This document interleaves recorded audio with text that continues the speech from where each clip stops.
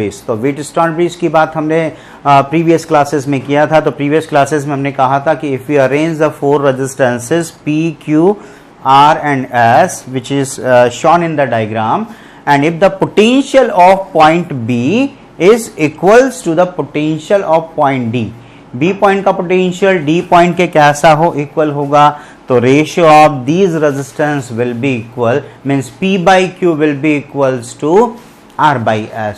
और इसी कॉन्सेप्ट को यूज करते हुए एक प्रैक्टिकल एप्लीकेशन फॉर्म किया गया है। We call that application metre bridge, जिसके 3 एक्सपेरिमेंट आपको क्लास 12th में करना है, चाहे CBSE बोर्ड हो चाहे RBSE बोर्ड हो।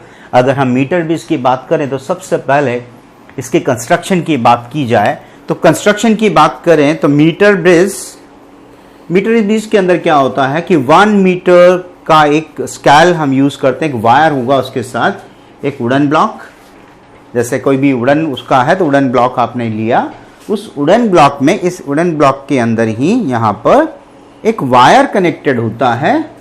It is 1 metre long wire.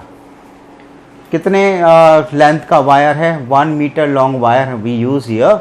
और ये जो वायर बना होता है ये एलॉयज का बना होता है। इसमें एलॉयज में हो सकता है कांस्टेंटन हो, आपके पास कांस्टेंटन ले सकते हैं, इसमें आप एक और इसके अंदर एक तो कांस्टेंटन हो गया, मैग्नीन हो गया, यानी इन एलॉयज का बना हुआ ये वायर लेंगे। और सबसे इंपॉर्टेंट बात क्या है, why we are using this type of alloys here, because इनके जो टेम्परेचर कोफिशिएंट है वो सबसे क्या होते हैं, कम होता है। Temperature coefficient of resistance is minimum for these alloys. और अगर हम टेम्परेचर कोफिशिएंट ऑफ रेजिस्टेंस की बात करें तो सिंपल सा यहाँ मीनिंग होता है कि टेम्परेचर के साथ रेजिस्टेंस का जो वेरिएशन है वो एक तरह से कैसा होता है, मिनिमम होता है। जितना temperature coefficient of resistance minimum होगा, जितना temperature coefficient of resistance minimum होगा, तो आप कह सकते हैं कि रेजिस्टेंस का वैल्यू टेम्परेचर पर उसकी डिपेंडेंस उतनी ही क्या होगी, कम होगी। इसका मतलब आप इस वायर को किसी भी टेम्परेचर पर यूज करें, इसके रेजिस्टेंस में कोई चेंजेस नहीं होगा। तो TCR की हमने यहां पर बात करी। तो TCR के बिहाफ पर हम इन वायर्स को यूज करते हैं, क्योंकि वाइवा में क्वेश्चंस पूछता है examiner. First of all, why we are calling it metre bridge? Because it having 1 meter long wire. It having 1 meter long wire. That's why we are calling it meter bridge. First of all. Second thing, we are using the 1 meter long wire, and it is formed by the constantan, eureka or manganese. These are the alloys. Or why we are forming the wire of meter bridge by manganese, tungsten, not tungsten, sorry, constantan and eureka is there. सो इसको use करने के पीछे वही reason आप वापस दे सकते हैं कि because temperature coefficient of these alloys is minimum और लेस। साथ में देखें, ये जो 1 मीटर लॉन्ग वायर है, यहीं पर एक मीटर स्केल यूज होता है। This metre scale is use to measure the effective length. Effective length को मेजर करने के लिए अगर आप यूज करेंगे तो यहाँ एक मीटर ब्रिज में हमने क्या कर दिया है, एक 1 मीटर लॉन्ग स्केल, एक वुडन स्केल लगा होता है, वुडन ब्लॉक पर वायर है, और उसके साथ ही क्या होगा, इस पे ऐसे एल शेप्ड की स्ट्रिप्स होती हैं। First strip and here one is the second strip. First strip और सेकंड स्ट्रिप मेटेलिक स्ट्रिप्स हैं, और बीच में एक और मेटेलिक स्ट्रिप होता है जो क्या करेगा, इन दोनों एल शेप्ड स्ट्रिप्स के बीच में क्या करने वाला है, गैप प्रोवाइड करने वाला है। It is used to provide the gap between 2 metallic strips. और ये जो फॉर्मेशन है, ये एक सिंपल सा कंस्ट्रक्शन की बात करें, लेकिन हमने कहा कि ये मीटर ब्रिज जो है किस पर बेस्ड है, व्हीटस्टोन ब्रिज पर बेस्ड है। तो व्हीटस्टोन ब्रिज के साथ इसका कंपैरिजन किया जाए तो अगर कंस्ट्रक्शन की बात करेंगे तो कंस्ट्रक्शन में, यानी अगर आप लेबोरेटरी में जा रहे हैं तो लेबोरेटरी में अगर मीटर ब्रिज को देखेंगे तो सिर्फ ऐसा ही आपको नज़र आने वाला है, एक वुडन ब्लॉक, और उस वुडन ब्लॉक में 1 मीटर लॉन्ग वायर, उसके साथ एक scale 1 metre long, 2 L shaped strips होंगी, बीच में आपके पास क्या होगा, एक स्ट्रेड स्ट्रिप होगा, which is use to provide the gap between 2 L-shaped strips. साथ में एक और चीज़ देखें, अब हमने कहा कि ये तो कंस्ट्रक्शन की बात हो गई, ये व्हीटस्टोन ब्रिज के साथ इसको कंपैरिजन करें तो व्हीटस्टोन कैसे यूज हो रहा है, यहाँ व्हीटस्टोन कैसे बना, कहाँ से 4 रेजिस्टेंसेज आए, उनके बारे में भी जरा बात करें। इनके 4 रेजिस्टेंसेज की बात करें तो हम कहते हैं कि 4 रेजिस्टेंसेज अगर लेने हैं तो यहाँ ये जो गैप है, सबसे पहला कनेक्शन, पहले कनेक्शन की बात करें तो यहाँ एक रेजिस्टेंस हमें यहाँ पर प्रोवाइड करना है और रेजिस्टेंस के लिए हम यहाँ पर क्या कर देते हैं, we use a resistance box. क्या यूज करते हैं, यहाँ पर एक रेजिस्टेंस बॉक्स यूज करते हैं। रेजिस्टेंस बॉक्स की वर्किंग के बारे में भी हम बात करेंगे। तो हमने कहा कि यहाँ हम क्या कर देते हैं, एक रेजिस्टेंस बॉक्स लगा देते हैं, यानी ये जो रेजिस्टेंस है उसका वर्क कौन करेगा, यहाँ पर रेजिस्टेंस बॉक्स करेगा। एक रेजिस्टेंस यहाँ लगा हुआ है क्यू, तो क्यू की जगह पर हम क्या करते हैं, यहाँ एक अननोन रेजिस्टेंस लगा देते हैं जिसको का वैल्यू हमें फाइंड आउट करना होता है एक्सपेरिमेंटली। हमने इसको एस ले लिया, इसको इस वैल्यू को हम क्या ले लें, आर ले लें। तो आपने कहा कि this is the resistance R and this is S resistance there, और पी हो गया, क्यू आपका हो गया। अब आप बात करें कि आर और एस ये भी तो 2 रेजिस्टेंसेज हैं, इनको हम कैसे कनेक्ट करने वाले हैं। तो अगर हम एस, आर और एस की बात करें तो ये जो रेजिस्टिव वायर है, this resistive wire we have to divide in 2 parts, और 2 पार्ट्स में डिवाइड करने के लिए बीच में क्या लगाना है, एक गैल्वेनोमीटर और एक की लगा देना है। तो उसके लिए क्या करने वाले हैं हम, यहाँ इसमें एक टर्मिनल होगा सेंटर पर, उस सेंटर वाले टर्मिनल से हम क्या करने वाले हैं, एक गैल्वेनोमीटर हमने यहाँ यूज कर लिया, और गैल्वेनोमीटर को एक जॉकी के साथ, व्हाट इज जॉकी, जॉकी के बारे में भी हम बात कर लें। जैसे आपने मार्कर देखा है, ये बिल्कुल जॉकी की शेप में बात करें, अगर इसको क्या किया जाए, ऊपर से प्लास्टिक का फॉर्म कर दिया जाए और अंदर क्या कर दिया जाए, मेटेलिक हो, और उसका नॉब भी यहाँ पर कैसा कर दिया जाए, मेटेलिक कर दिया जाए, और यहाँ पर कनेक्शन के लिए जो वायर आया उसको यहाँ कनेक्ट करने का ऑप्शन आपको दे दिया जाए, तो करंट क्या होगा, इसके अंदर अंदर से पास आउट होकर के, ये भी मेटेलिक है तो करंट यहाँ आपका पहुँच जाएगा। यानी मेटेलिक पोर्शन पर आपने क्या कर दिया है, अंदर से जो करंट आ रहा है वो करंट आप यहाँ तक पहुँचा देंगे। ऊपर प्लास्टिक का कवर होने से आपको करंट ना लगे, इसका सेफ्टी पर्पस के लिए यूज़ किया गया है। हम डायरेक्ट भी क्या कर सकते थे, वायर भी यूज़ कर सकते थे, थोड़ा सा स्टैंडर्ड बढ़ा दिया है, जॉकी यूज़ करेंगे, और प्रैक्टिकल में आपको जॉकी को कनेक्ट करना ही है। इस जॉकी को कनेक्ट करने के लिए आप यहाँ यूज़ करेंगे। तो आपके पास P है, आपके पास Q, आपने जो भी अननोन रेजिस्टेंस या जो भी कॉम्बिनेशंस की बात करेंगे, अभी एप्लीकेशंस की बात करने वाले हैं। ये रेजिस्टेंस की बात करें तो R और S जो रेजिस्टेंस आप यूज़ करने वाले हैं, उस R और S के लिए आपने क्या कर दिया, इसको 2 पार्ट में डिवाइड करेंगे, और एक और कनेक्शन रह रहा है हमारा, कौन सा, बैटरी का, और बैटरी के साथ एक की यहाँ पे लगा दें। ये की यहाँ लगाएं ना लगाएं कोई प्रॉब्लम नहीं है। ये एक तरह से जब तक आप जॉकी को टच नहीं करोगे ओपन सर्किट ही है, जब तक आप जॉकी को नहीं टच कर रहे तब तक कैसा सर्किट है, ओपन सर्किट ही है, इसलिए इसमें भी हमें कोई टेंशन की बात नहीं होनी चाहिए। और रही बात बैटरी की, तो बैटरी कहाँ लगना है, ये जो आपने R लगाया, रेजिस्टेंस बॉक्स लगाया, इसका कॉर्नर मतलब ये, और ये जो रेजिस्टेंस आया इसका मतलब इन 2 टर्मिनल्स के बीच में आपको क्या कनेक्ट कर देना है, you have to connect the battery there, और ये की आपने लगा दिया, और ये अब हमारा कनेक्शन बिल्कुल कंप्लीट है, और हम यहाँ पर करंट की डायरेक्शन को शो कर सकते हैं। So this is the basic construction for the metre bridge. और मीटर ब्रिज की जो एप्लीकेशन है उसमें सबसे पहली एप्लीकेशन है to determine the value of unknown resistance by using metre bridge. So metre bridge की हेल्प से आपको क्या फाइंड आउट करना है, you have to find out the value of unknown resistance. तो आप एक अननोन रेजिस्टेंस की वैल्यू इसकी हेल्प से फाइंड आउट करने के लिए आपने पूरा सेटअप यूज़ किया है, ये unknown resistance. This is the first experiment. Second experiment based on this meter bridge is you have to verify the series and parallel combination of resistors. अगर आपको सीरीज की वैल्यू को वेरीफाई करना है, जैसे यहाँ एक सिंगल रेजिस्टेंस आपने लगा दिया, अगर आपसे सीरीज कॉम्बिनेशन को वेरिफिकेशन के लिए देता है तो इसका मतलब है कि सीरीज के वेरिफिकेशन के लिए आपको कितने वायर्स होने चाहिए, कम से कम 2 वायर्स आपको प्रोवाइड करेगा। उन दोनों वायर्स को हम क्या करेंगे, सीरीज में यूज़ करेंगे, और सीरीज में यूज़ करने का मतलब है जैसे मान लीजिएगा एक रेजिस्टेंस है आपके पास, first resistance and second resistance, यानी आप क्या करेंगे, ये जो गैप दिया हुआ है इस गैप में ये दो गैप के पॉइंट्स और इनके बीच में उन दोनों रेजिस्टेंस को आपस में कनेक्ट करते हुए वन आफ्टर अनदर आप क्या कर देंगे, सीरीज में उनको क्या कर सकते हैं, कनेक्ट कर सकते हैं। और अगर आपसे कहा जाए कि पैरेलल फॉर्मेशन में कन्वर्ट करना है, तो पैरेलल फॉर्मेशन में कन्वर्ट करने का मतलब है इसको पैरेलल में लगा देंगे। एक रेजिस्टेंस लगाया पहले, जैसे ये लगा हुआ है, इसी के अक्रॉस क्या लगा देंगे, दूसरा रेजिस्टेंस लगा देंगे, हो गया हमारे लिए क्या, पैरेलल कॉम्बिनेशन।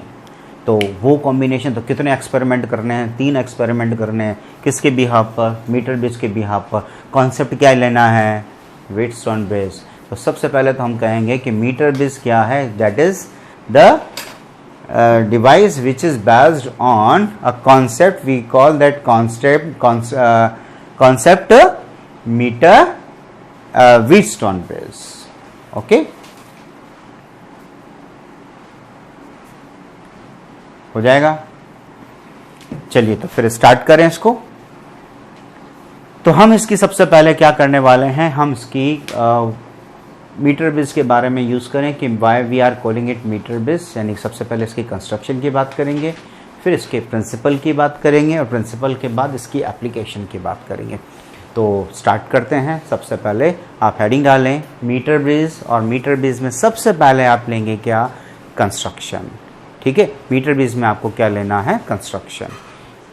चलिए कंस्ट्रक्शन, और ये आप डायग्राम बना लें। पहले सबसे पहला काम क्या करेंगे, डायग्राम बना लेंगे। डायग्राम बनाने के बाद हम इसका कंस्ट्रक्शन मेंशन कर पाएंगे।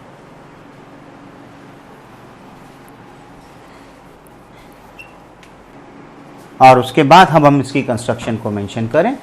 कंस्ट्रक्शन में देखें हमने सिंपल सा क्या लिया है, we are using a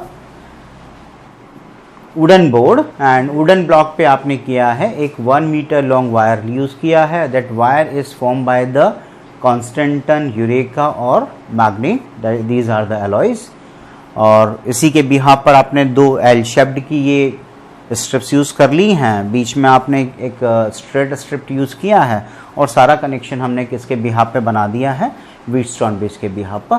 so write down the construction, write down the construction. It consists a 1 meter long wire. It consists a 1 meter long wire made of Eureka,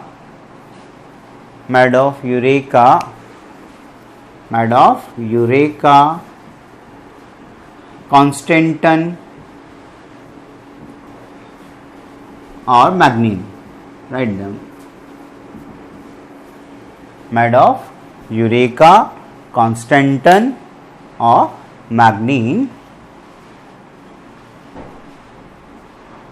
Fitted on wooden block. Fitted on a wooden block.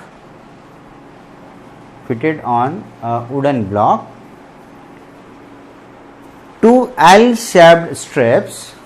2 capital L, क्या लिखेंगे इसको, capital L, 2 capital L shaped strip are fitted as shown in diagram. 2 capital L shaped strip are fitted as shown in diagram and a straight strip and a straight strip is fitted between them, a straight strip is fitted between them, which provide the gap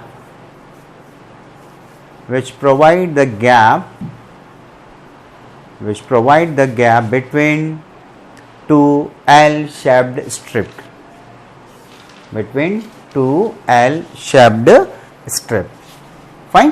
तो ये तो simple सा construction हुआ है। बाद में जो भी एप्लीकेशन होगी उस एप्लीकेशन के बिहाफ पर हम क्या करेंगे, उस एप्लीकेशन के बिहाफ पर हमारा सर्किट चेंज होगा। बाकी कंस्ट्रक्शन तो इसका यही रहना, बेसिक कंस्ट्रक्शन तो यही है। बाकी ये जो कुछ आपने यूज़ किया, रेजिस्टेंस बॉक्स आपने यूज़ किया, आपने जो रेजिस्टेंस वायर आपने यूज़ किया, बैटरी आपने यूज़ किया, गैल्वेनोमीटर आपने यूज़ किया, ये हमारी एप्लीकेशन के बिहाफ पर क्या होने वाले हैं, उनका सेटअप थोड़ा सा हम चेंज कर सकते हैं, उसमें कोई दिक्कत आपको नहीं होनी चाहिए। अब इसके प्रिंसिपल की बात करें तो हमने कहा कि it is based on what, it is based on Wheatstone bridge principle, और व्हीटस्टोन-ब्रिज प्रिंसिपल हमने इससे पहले डिस्कस भी किया है। तो write down the principle of metre bridge, principle of metre bridge, principle of metre bridge देखें, it is based on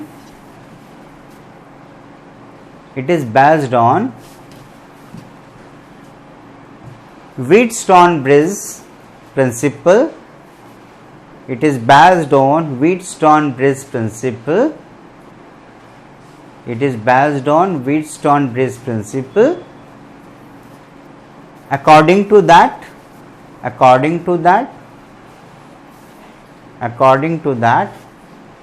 if four resistances,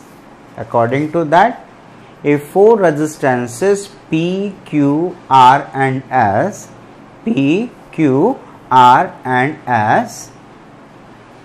are connected as shown in diagram, are connected as shown in diagram,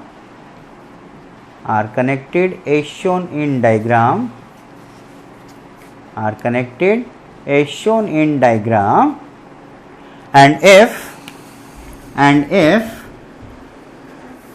VB equals to VD, सीधे क्या लिख देंगे, potential के equal लिख देंगे, and if VB equals to VD, then P by Q equals to R by S. If VB equals to VD, then P by Q equals to R by S. If VB equals to VD, then P by Q equals to R by S. और फिर ये वाला diagram आप form करेंगे जो आपको नजर आ रहा है। आप इस डायग्राम को फॉर्म करें, ठीक है, इसको नोट डाउन करेंगे। इसकी एप्लीकेशन, जैसे आपने इस डायग्राम को फॉर्म किया, उसके बाद अगर हम इसकी एप्लीकेशन की बात करें तो मीटर ब्रिज का जो पहला एप्लीकेशन है, that is used to find out the value of unknown resistance. किसी अननोन रेजिस्टेंस की वैल्यू को फाइंड आउट करने के लिए we use this device. So write down that application of metre bridge, application of metre bridge, और उसमें आप number 1 to determine value of unknown resistance, to determine the value of unknown resistance. देखो, किसी भी unknown resistance की value को find out करने के लिए हम क्या करने वाले हैं, ये हमारा सेटअप होगा। We are using that as is a unknown resistance wire, this is resistance box, this is galvanometer, and this is the constant Eureka or magnet wire, resistive wire is there, and we are using the battery to provide the electric current there.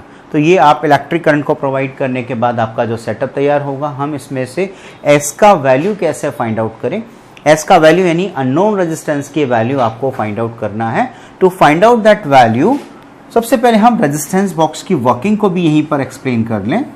आप देखेंगे कि एक resistance box इस तरह का एक box होगा, means ये टाइप का बॉक्स, इसमें यहाँ कीज लगी होती हैं और यहाँ पर एक मेटेलिक रॉड्स होती हैं, मेटेलिक फॉर्मेशन होता है, यानी ये मेटेलिक फॉर्म होगा, ऐसा मेटल का बना होगा, बीच में गैप होगा, ऐसे गैप, ठीक है, ये मेटल का ऐसा बना हुआ रहता है पूरा का पूरा ऊपर से, यानी इस बॉक्स के ऊपर ऐसा मेटेलिक फॉर्म हमें बना हुआ नजर आएगा। जब आप उसको देखेंगे तो ऐसा मेटेलिक फॉर्म में पूरा का पूरा ये मेटेलिक फॉर्मेशन आपको यहाँ फॉर्म होगा ऐसा।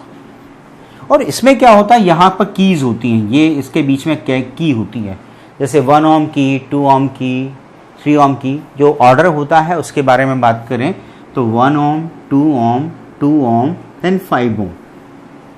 3 ओम का कोई की नहीं होता, इस की के अंदर क्या होता है उसकी फॉर्मेशन समझ लेंगे तो अपने आप ही वर्किंग आपको बहुत अच्छे से समझ में आ जाएगी। एक्चुअल में क्या होता है, इन दोनों के बीच में एक अंदर एक कॉइल होता है, रेजिस्टेंस कॉइल। रेजिस्टेंस कॉइल, हर उसके अंदर एक रेजिस्टेंस कॉइल बना हुआ होता है। जैसे 1 ओम का आपने यहाँ दिखाया, ये 2 ओम आपने दिखाया, ये 2 ओम आपने दिखाया, 5 ओम आपने दिखाया, और लास्ट में एक इनफाइनाइट होता है। इन सब का मीनिंग आप जरूर समझें। देखो क्या करेंगे, जैसे ही आप किसी की को रिमूव करते हैं, अभी जब तक की सारी लगी हुई है, सारी की सब जगह जितने भी गैप है सब में की लगा हुआ है, तो करंट को क्या होगा, ऊपर जो मेटेलिक फॉर्मेशन है उस मेटेलिक फॉर्मेशन में से करंट को पास आउट होना है। उस पूरे मेटेलिक फॉर्मेशन में से करंट पास आउट होके चला जाएगा, तो कोई रेजिस्टेंस वहां होगा ही नहीं। लेकिन अगर ये जो की लगा हुआ था, इफ यू रिमूव दिस की, अगर आपने इस 1 ओम की को रिमूव कर दिया, जैसे ही आप 1 ओम की को रिमूव करेंगे, अब क्या होगा, इस करंट को मजबूरन कहां से पास आउट होना पड़ेगा, इस 1 ओम की के अंदर से पास आउट होकर के जाना होगा। जब ये 1 ओम की में से पास होगा तो उस रेजिस्टेंस यानी जो प्रोवाइड करेगा, कितना ओम रेजिस्टेंस प्रोवाइड करेगा, 1 ओम रेजिस्टेंस प्रोवाइड करेगा।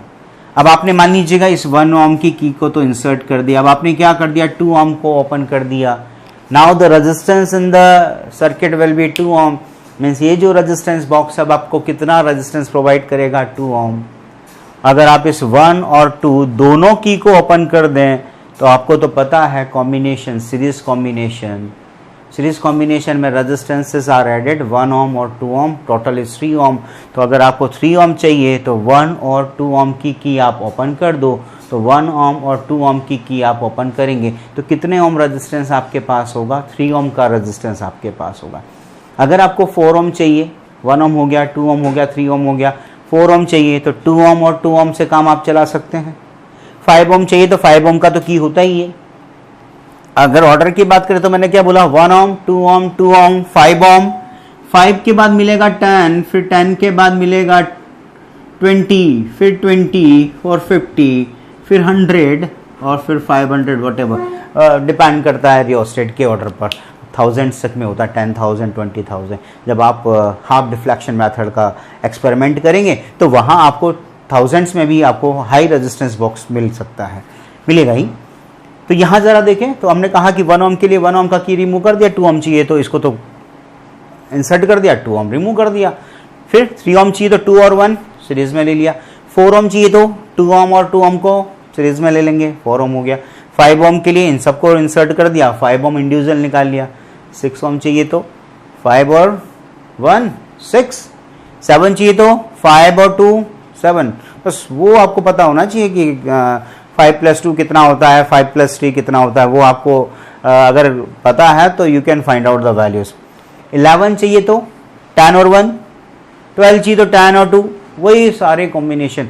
ऐसा कोई रेजिस्टेंस आप के पास नहीं रहेगा जो आप नहीं वहां पर शो कर सके, मतलब वहां आप अप्लाई कर सके।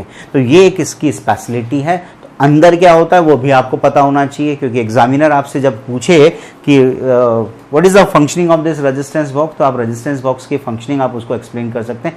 वो एक्सप्लेन करने के लिए आपने कहा कि when we remove the 1 ohm key, there is a resistive key there, resistive coil is there. So resistance coil में से जब करंट को फ्लो कराते हैं तो क्या होगा, it will provide the 1 ohm resistance. पुराने जितने भी रेजिस्टेंस बॉक्सेस हैं उनमें तो कॉइल्स हैं। अब जो नए रेजिस्टेंस बॉक्सेस आ रहे हैं जो कंपनीज प्रोवाइड कर रही हैं, उनमें कार्बन रजिस्टर्स लगे हुए होते हैं। और कार्बन रजिस्टर्स 1 ओम, 2 ओम, 2 ओम, ये फिक्स वैल्यू के कार्बन रजिस्टर्स उसमें लगा दिए गए कॉइल्स की जगह। पहले कॉइल्स हुआ करती थी, आजकल डायरेक्ट रजिस्टर्स हैं।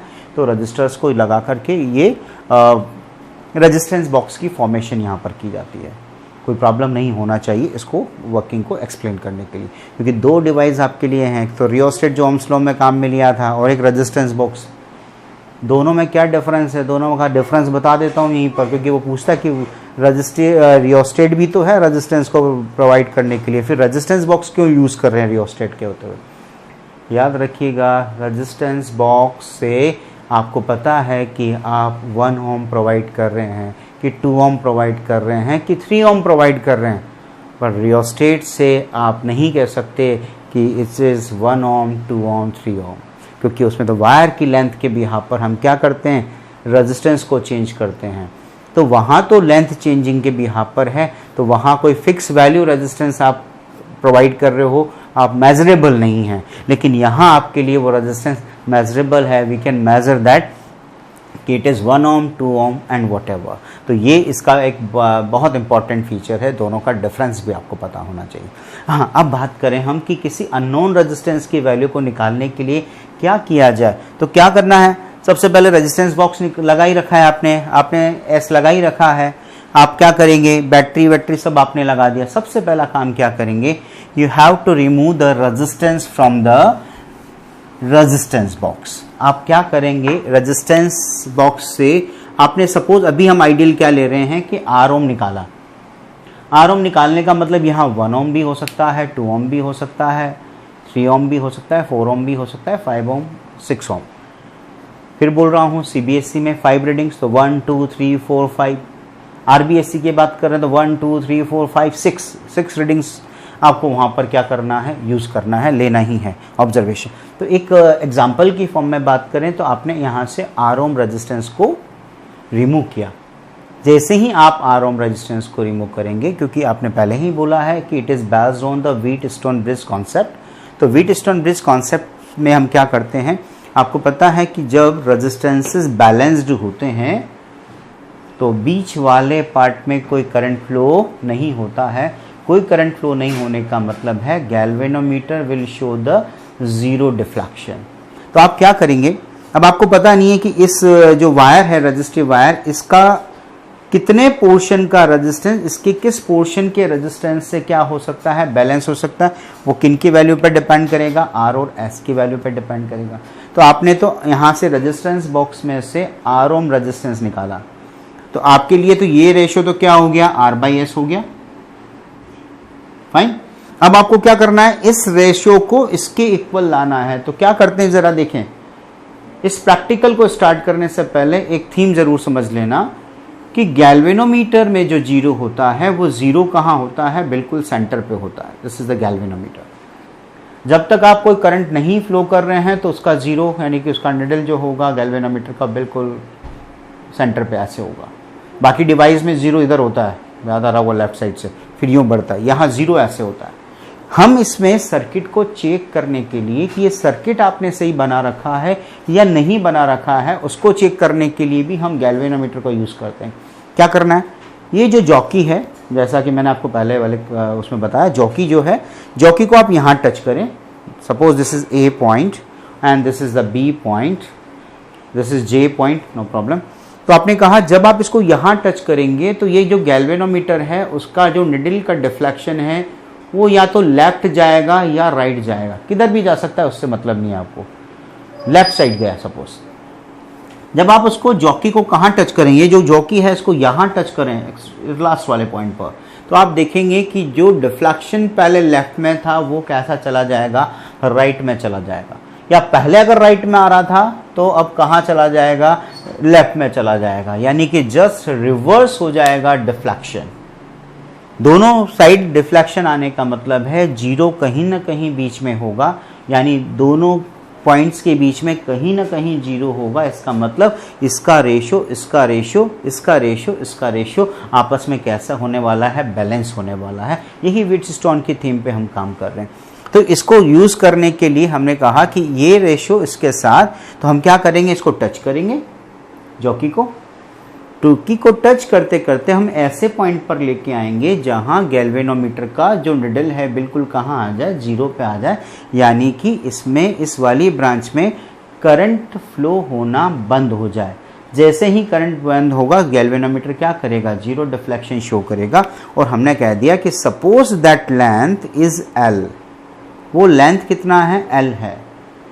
और ये हमने पहले बोला है कि ये 1 मीटर लॉन्ग है यानी 100 सेंटीमीटर है। तो जो रिमेनिंग लेंथ होगा वो कितना होगा, 100 माइनस एल, 100 सेंटीमीटर का है। आपने कहा यहाँ जो बैलेंसिंग पॉइंट आपके को मिला वो एल सेंटीमीटर पर मिला, तो remaining is 100 minus L.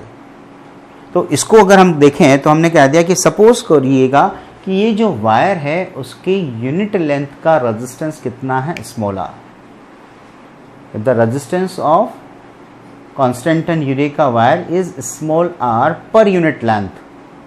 Unit length पर अगर R रेजिस्टेंस है तो आप देख सकते हैं कि ये जो पार्ट हमारे पास आया बैलेंसिंग के बाद RAJ, ये RAJ जिसकी लेंथ कितनी आई L, यूनिट लेंथ का रेजिस्टेंस है स्मॉल r, तो L लेंथ का कितना होना चाहिए LR.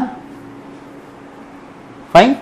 रिमेनिंग वाला जो पोर्शन है वो कितना है हमारे पास, दैट इज JB, और हमने कहा उसका लेंथ कितना है 100 माइनस L, और यूनिट लेंथ का रेजिस्टेंस R है, तो RJB का जो वैल्यू होगा वो कितना होगा 100 माइनस L इंटू R, यानी इस वाले पोर्शन का रेजिस्टेंस कितना होगा LR, और ये जो रिमेनिंग पोर्शन है उसका रेजिस्टेंस कितना होगा 100 माइनस L इंटू R. तो अगर हम इसकी बैलेंसिंग की कंडीशन की बात करें तो हमने कहा if you are removing the R ohm resistance from the resistance box, then at balancing condition R by S it will be equals to resistance of AJ part and resistance of ratio of JB part. इन दोनों के part का क्या होगा वो equal होगा. और अगर ये वैल्यूज हम पुट कर देते हैं, this is equation number first, और इनको अगर हम इक्वेशन नंबर सेकंड बोलें तो from first and second you can write that R by S will be equals to LR divided by 100 minus L into R.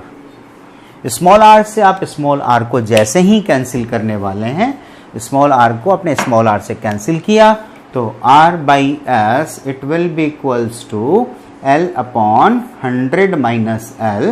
So you can get the value of unknown resistance. It is 100 minus L by L into आप क्या कर देंगे capital R. This is the value of unknown resistance. जो unknown resistance आपको determine करना है उसका value होगा. अब आप यहाँ क्या करेंगे, हम यहाँ पर R की वैल्यू को चेंज करेंगे. पहले आपने 1 ओम निकाला, उस 1 ओम के लिए आप बैलेंसिंग लेंथ निकालेंगे, यानी इसका रेशियो इसके साथ तो इसका रेशियो इसके साथ सेम करेंगे, तो एक पर्टिकुलर लेंथ पे जाके वो बैलेंस सेट होगा. बैलेंसिंग लेंथ आपकी आएगी, वो बैलेंसिंग लेंथ आप यहाँ मेंशन करेंगे 100 minus L divide by L. R की जगह आपने अगर 1 ओम लिया है तो 1 ओम फर्स्ट रीडिंग आ गया. सेकंड रीडिंग के लिए क्या करेंगे, रेजिस्टेंस बॉक्स में से क्या फाइंड आउट करेंगे 2 ओम. 2 ओम के लिए अब आप क्या करेंगे, बैलेंसिंग लेंथ निकालेंगे.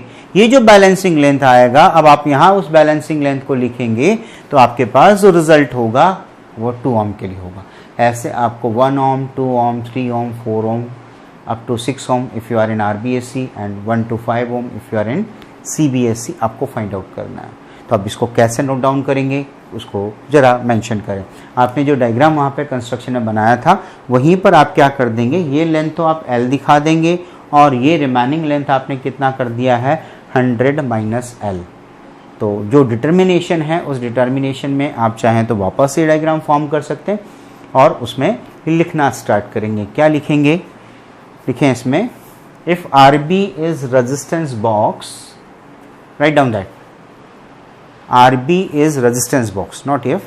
RB is resistance box, small s या capital S, sorry, capital S unknown resistance, capital S unknown resistance, capital G galvanometer, capital G galvanometer, E is battery, capital E is battery, capital E is battery, capital E is battery. And in the next line,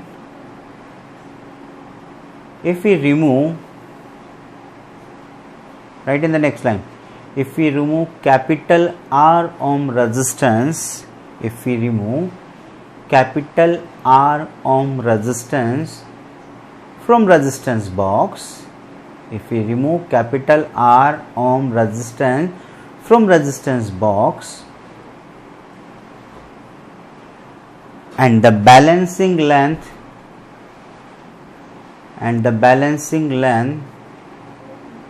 for this resistance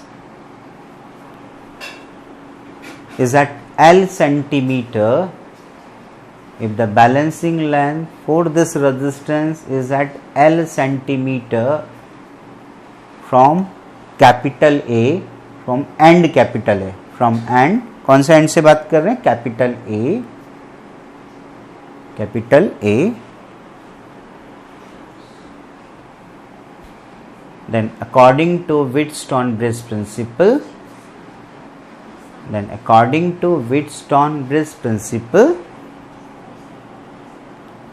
R by S, write down that R by S is equals to RAJ upon RJB. R by S equals to RAJ by RJB. Put it equation number 1. Fine. और यहीं पर हम mention कर दें, क्या mention करेंगे? if resistance of meter bridge wire